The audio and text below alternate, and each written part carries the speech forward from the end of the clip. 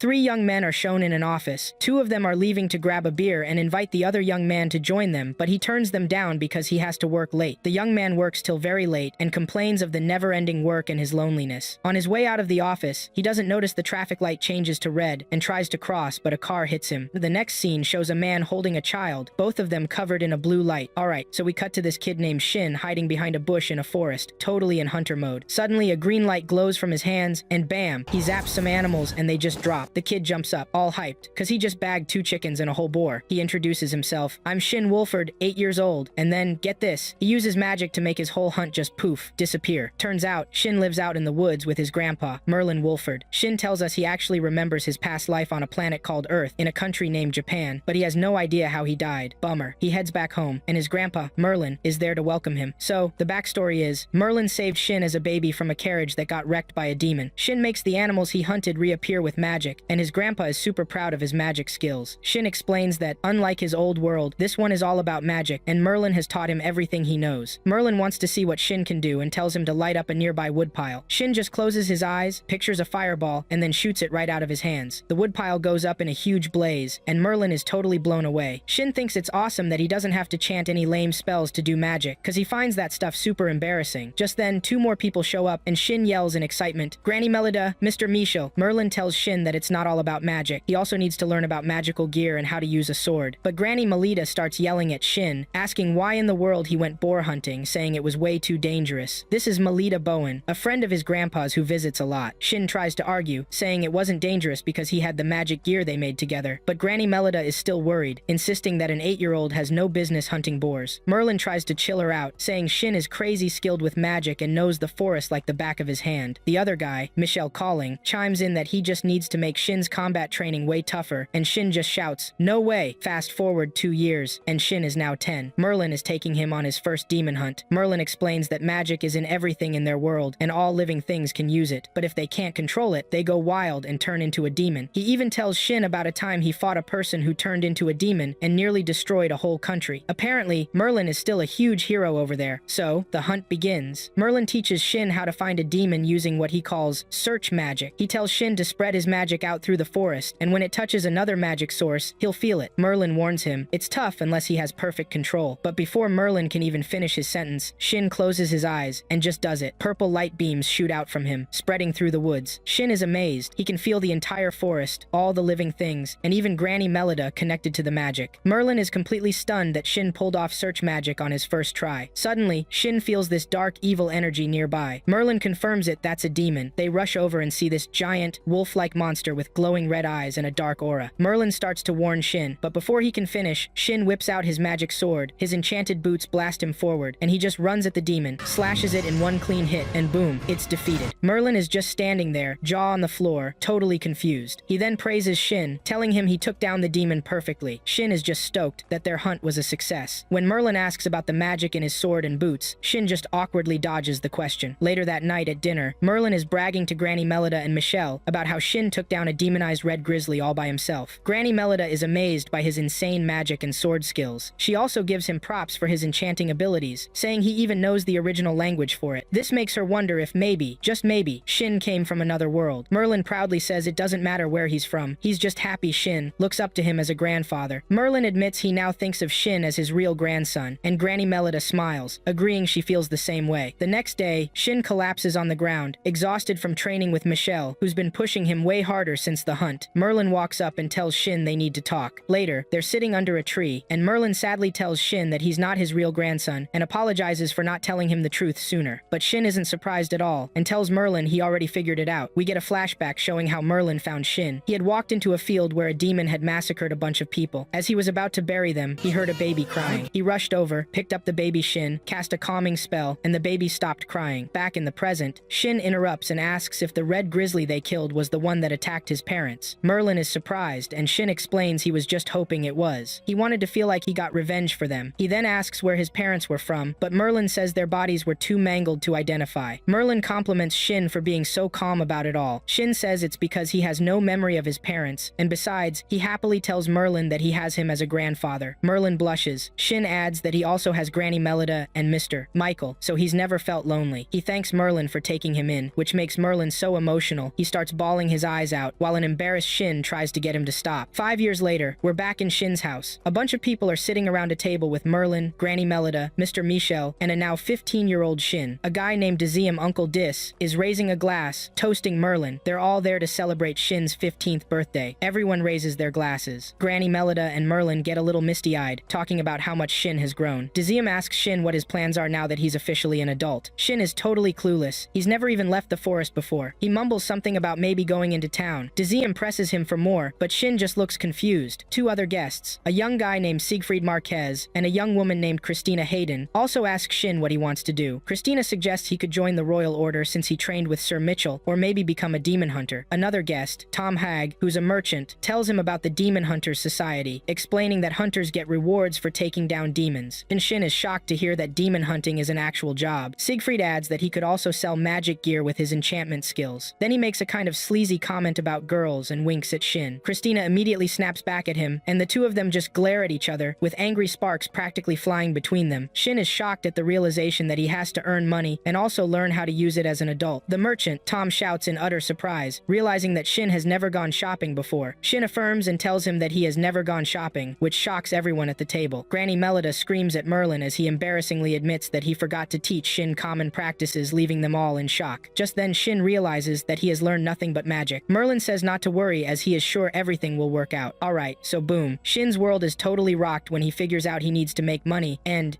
actually use it like a grown-up. Tom the merchant is like, wait, what? Completely losing it when he realizes Shin has never gone shopping, like ever. Shin just nods, confirming it, and the whole table just stares, jaws on the floor. Granny Melida absolutely lays into Merlin, who sheepishly admits he kinda forgot to teach Shin all that normal life stuff, and just like that, it hits Shin. All he knows is magic. But Merlin, cool as a cucumber, is like, don't sweat it, it'll all work out. Next thing we know, we're out in the middle of nowhere, at this awesome magic training ground. A magic door just materializes, and Shin strolls through with his grandpa and all the guests. Merlin explains that this is one of Shin's own original spells. Tom, the merchant, and Granny Melida are totally blown away, singing Shin's praises. Merlin's like, we came here to see a little demonstration, because doing this anywhere else would be way too dangerous. He tells Shin to show them what he's got, and to go all out. So Shin closes his eyes, pictures this roaring fire, and bam! A blue flame pops into existence. The guests are bugging out. They've never seen anything like it. Shin keeps focusing, making the flame bigger and bigger. Then he just unleashes it towards a freaking mountain. The explosion is massive. A huge shockwave blasts back, knocking everyone off balance. But Shin, he's solid as a rock, holding the beam steady. When the dust finally settles, there's just a giant, gaping hole where the mountain used to be. Shin turns around and everyone is just frozen, mouths wide open in total shock. Granny Melida snaps first. She lunges at Merlin, furious, demanding to know why he didn't teach Shin to hold back a little. Merlin tries to defend himself, saying Shin's a super fast learner, and he just wanted to see what the kid was capable of. But Granny Melida is not having it. She is still fuming. Shin tries to calm her down, but she just turns all that anger on him instead. A little later, they're all back at the house, sitting around the table. Merlin's seriously worried now, thinking maybe sending Shin out into the world is a bad idea after seeing that crazy display of power. They all agree his magic is on another level, way too dangerous for normal society. That's when Deuxième pipes up with an idea: enroll Shin in the Magic Academy. Merlin's a bit skeptical, thinking Deuxième might just want to use Shin for his own gain. But Deuxième swears on his honor he won't exploit Shin for military purposes. He tells Merlin, look, Shin is like a nephew to me. I would never want him caught up in the country's drama. Shin, totally lost, asks, what's a Magic Academy? Deuxième explains it's a school in the royal capital for crazy talented magic users. He tells Shin it'll help him figure out what he's missing, and, more importantly, it's a great place to meet people his own age and make some friends. Merlin turns to Shin and asks what he thinks, and Shin is totally down to go. And Deuxième offers to pull some strings, but then says Shin has to take an entrance exam. Apparently, the school isn't under the king's direct control. It's all about merit, so no special treatment. Right then, Shin catches Deuxième saying my nation and gets suspicious. He asks him straight up,